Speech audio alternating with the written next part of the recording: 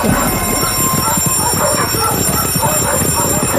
let the dogs out? Who let the dogs out? Who let the dogs out? It's time for Pet Files Ask the Vet, underwritten by the Millerton Veterinary Practice. Traditional small animal medicine and surgery, chiropractic, laser therapy, acupuncture, and Chinese herbal medicine. 518-789-3440, millertonvet.com. With us today, Dr. Carolyn Cannon, owner and chief veterinarian at the Millerton Veterinary Practice. Hello, Dr. Cannon. Good morning, Jill. All right, straight into the whatever we want to call it. Luke in Pine Plains. Last time I gave my dog her monthly dose of heartworm meds and Frontline, there was some intermittent vomiting for a couple of days afterwards.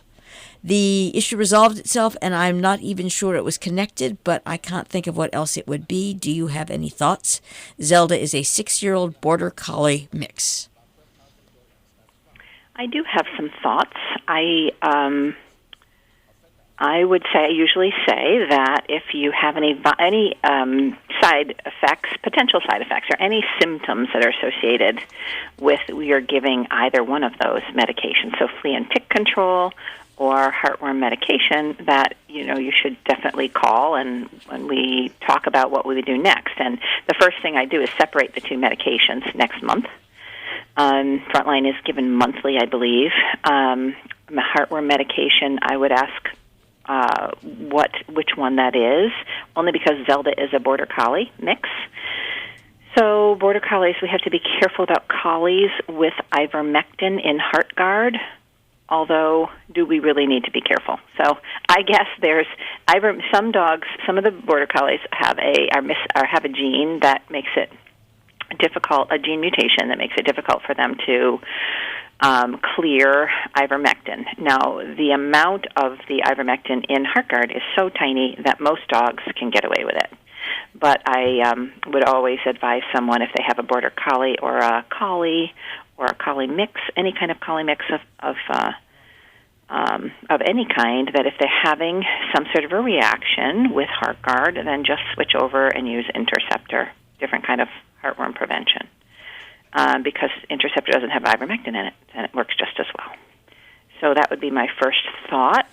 But if they've been using this if it is Heartgard, if they've been using it for years and years, probably it's just a coincidence.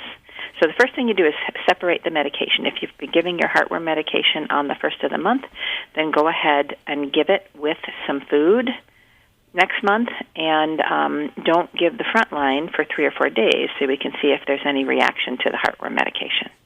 And then you'd apply the Frontline and see the same. Sort of do this little experiment with your pet.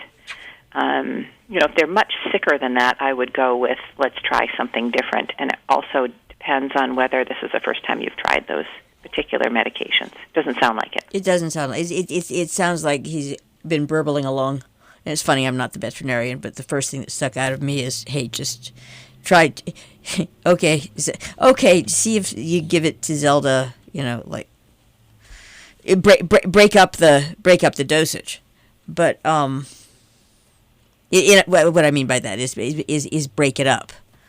But spread them apart a little bit. Yeah, which is what we recommend at the very beginning. Is if you don't know what's causing the problem, then it's more difficult to weed out what to do. So when we start with puppies, we have people give the heartworm medication, and then 3 or 4 days later we use the Bravecto or Credelio, so that we can see how a response to each.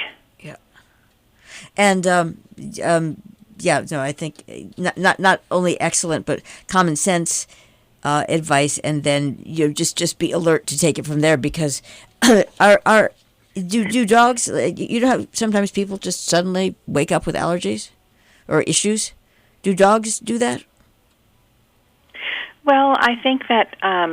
or is there the better question is there an accumulation, an aggregation? I think you can develop a hypersensitivity to probably, maybe not the medication. I think it would be more likely that it would be the vehicle, which is the crumbly stuff that the heartworm pill is in. And, I doubt that if Zelda's been on, if this is Heartgard and not Interceptor, I doubt that it is a problem with the ivermectin, would be very unusual. Right. All right, Beth and Andy in Lexington, Massachusetts. We recently took our cat in for a routine checkup, and while we were there, the vet tech kind of messed with our heads. She asked us what we were feeding him, and we told her we give him wet food plus freeze-dried chicken treats. First of all, she said, well, I hope the chicken treats are very occasional. Secondly, she told us wet food was okay for the first 6 months, and after that you should give cats kibble to keep their teeth clean. We both always thought kibble was bad, especially for male cats, and what's so bad about freeze-dried chicken that it has to be very occasional? So this is a good question. I think that the way they were feeding was absolutely right on. It's okay to give a little bit of freeze-dried chicken as long as it's not. I would only buy the freeze-dried chicken made in this country. Excuse me, because we've had problems in the past, especially with Chinese-made freeze-dried meat. So if you're getting freeze-dried treats that are made in this country, then fine to do. I prefer always to have cats on canned food. More water, the better, to prevent some urinary issues. This veterinary technician may have either been very inexperienced or, maybe working for someone who isn't listening to what they're doing, or someone from the Dark Ages. So I think that... When were the Dark Ages? Pardon? Yeah. When were the Dark Ages? Not too many treats in general for cats. Excuse me. We do tend to overdo it. And the freeze-dried chicken is fine. If you're doing little tiny bits and you're doing 5 or 6 of them a day and your cat's not obese, then go with canned food, and go with grain-free canned food for cats. All right, and is that grain-free canned food for cats? Is do they have? This is. I'm sorry. I'm ignorant because my grain-free dog stuff is being activated. But is the Right. grain-free for cats? A, fine, you wouldn't recommend it, but B, is that common? Is most wet canned food grain-free? It doesn't have to be grain-free cat food, but if you have, if you have a cat with obesity problems or inflammatory problems, then I usually recommend that, number one, you have to go with a grain-free, but then you have to look for a grain-free that doesn't have lots of starch in it. So that's a whole other, it's just a whole other question. But I guess I wanted to say that, in general, the grain-free diets, which are somewhat taboo now for dogs, it's okay to use a grain-free diet with cats.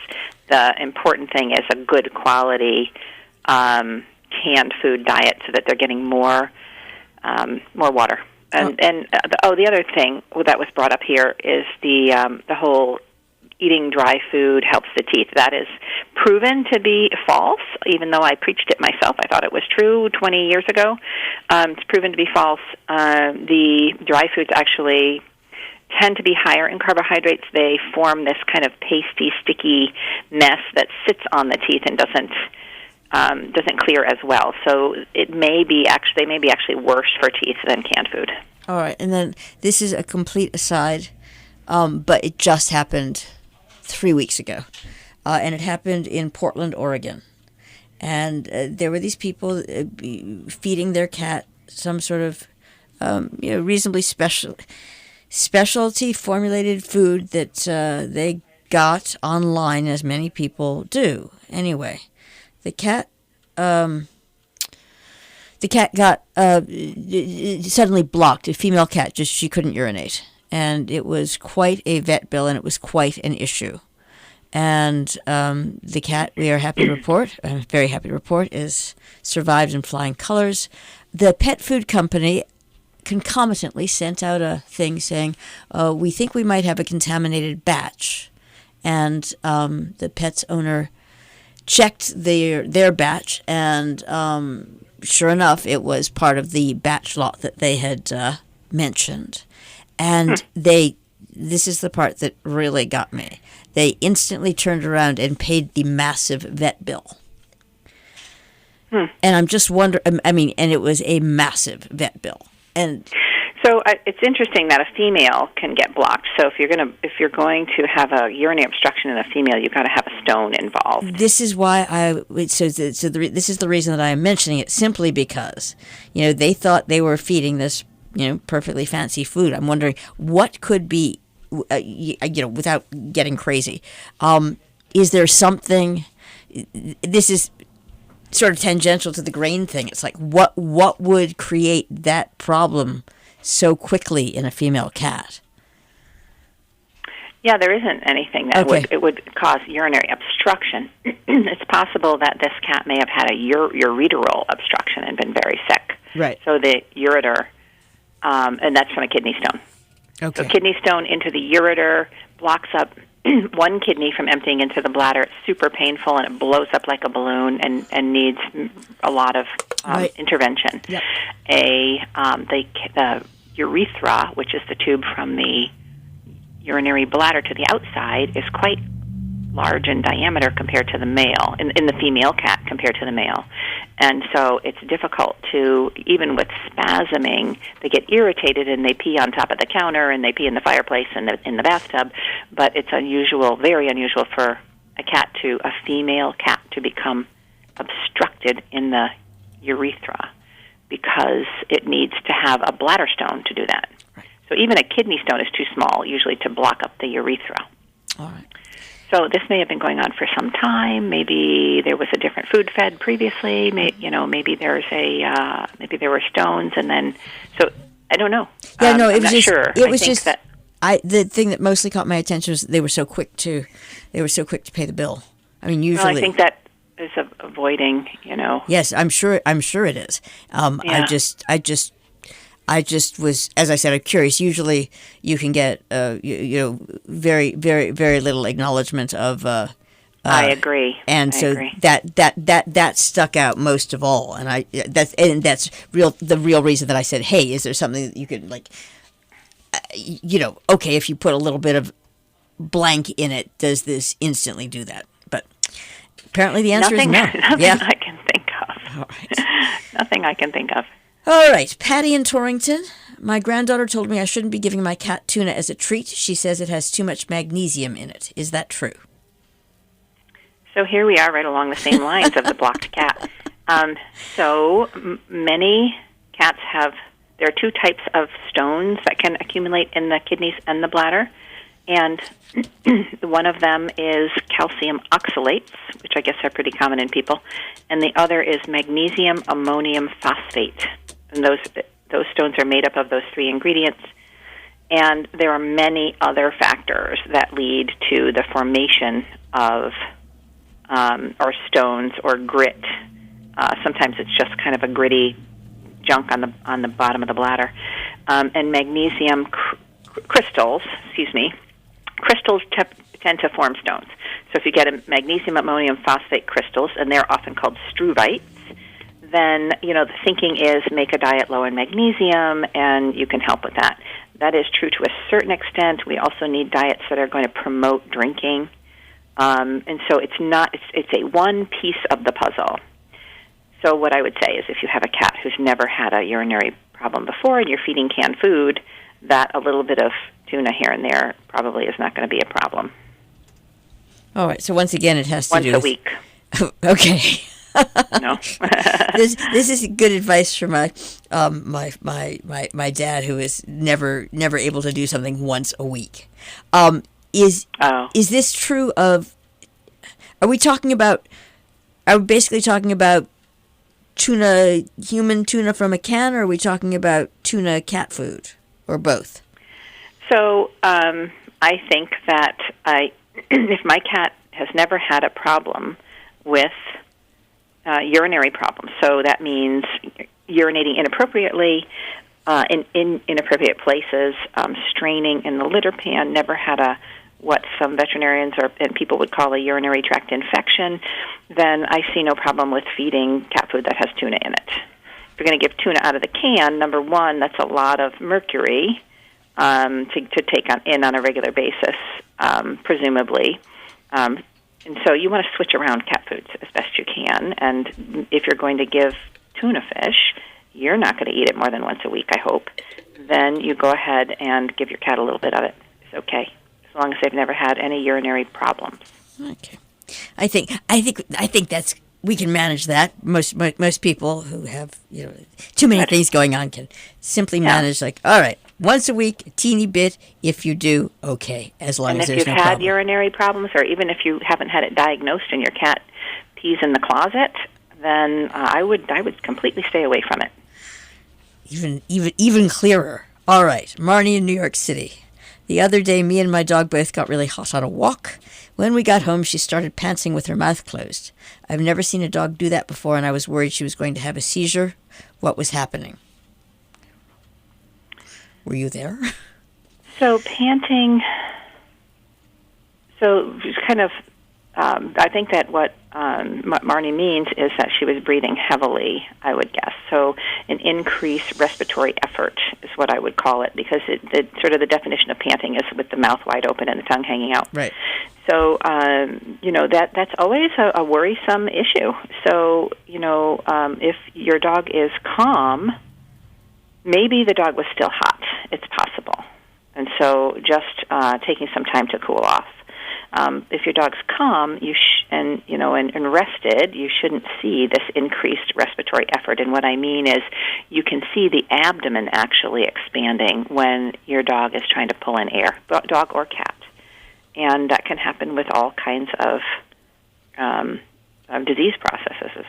One of them would be, of course, having some fluid in the lungs, which might make that happen. So. If this is a regular thing, or I would definitely have a thermometer on hand if you have a fairly young dog who's super active and you're not worried about heart problem.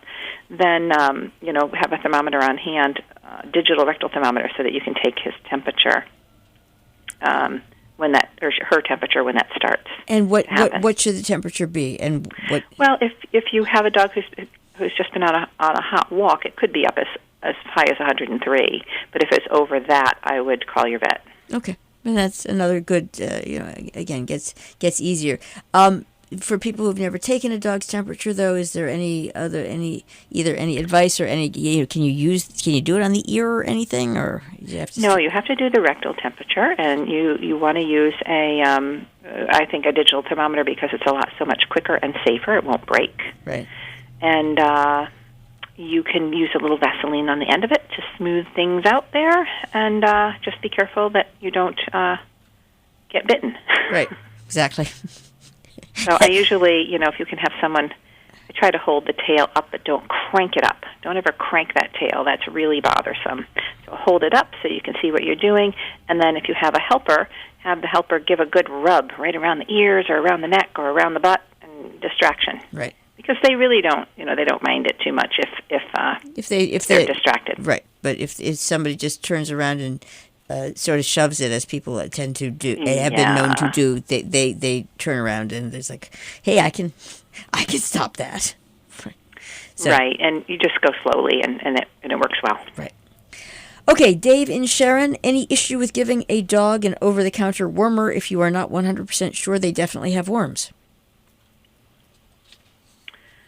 That's a little bit of a trick question. Most of the over-counter wormers are safe, but I don't know for sure if all of them are.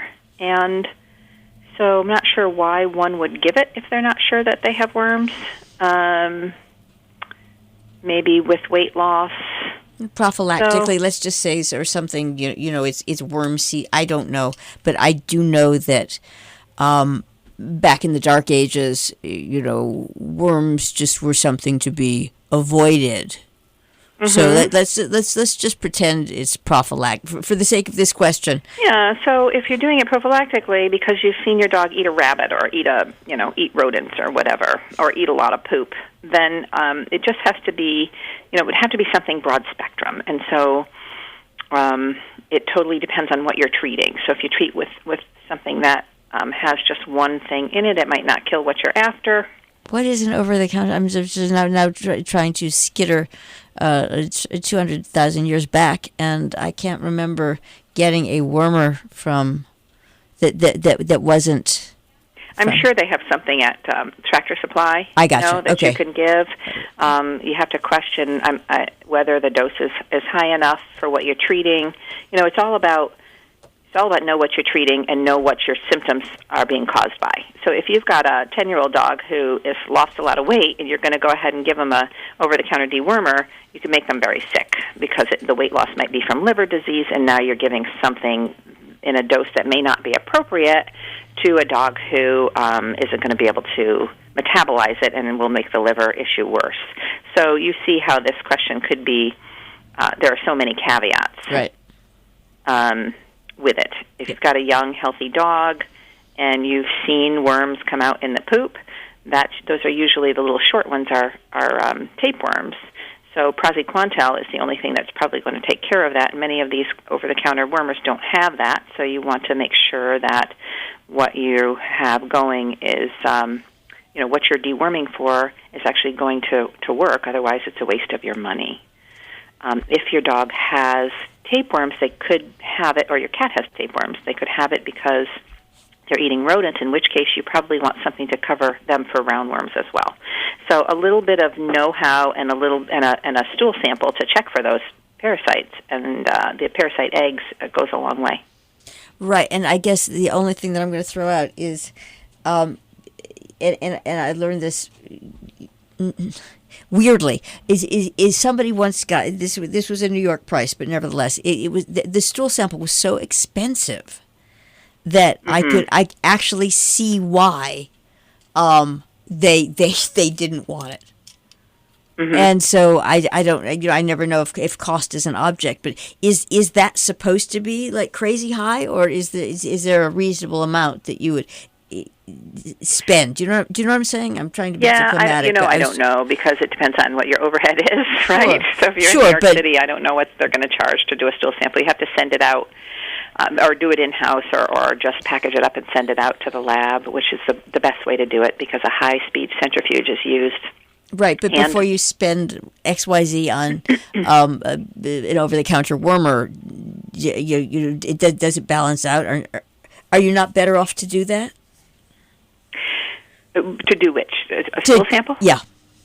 Yeah, I mean, I think that the more information you have, when you're talking about medicine, the more information you have to target what you're dealing with or to not, then the better off you are. So if your dog has diarrhea, there are many, many, many other reasons for them to have diarrhea, aside from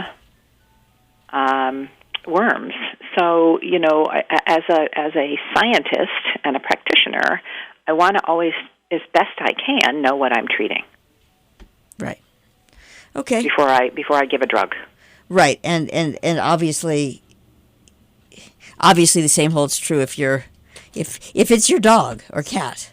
Absolutely. Just because, it's more so. It's easy. Well, you no. can take responsibility for yourself, but you shouldn't be giving your dog things that might make them sick. So basically, from an owner's perspective, or from a pet parent's perspective, in the same way that you would do with a kid, find out what it is first. More knowledge than not is always going to help you with the decision-making process. And I know that the dangerous thing is to make assumptions. Right. Because you can go down that road for 2 months making assumptions, and your dog is dying, as you are doing that, because you haven't addressed what the problem is. Right. And I'll just go and say one thing, just as someone who's had dogs and cats for a while, is that, and even new people figure this out fairly soon. Unfortunately, it's not like being able to ask your 5-year-old, my throat hurts.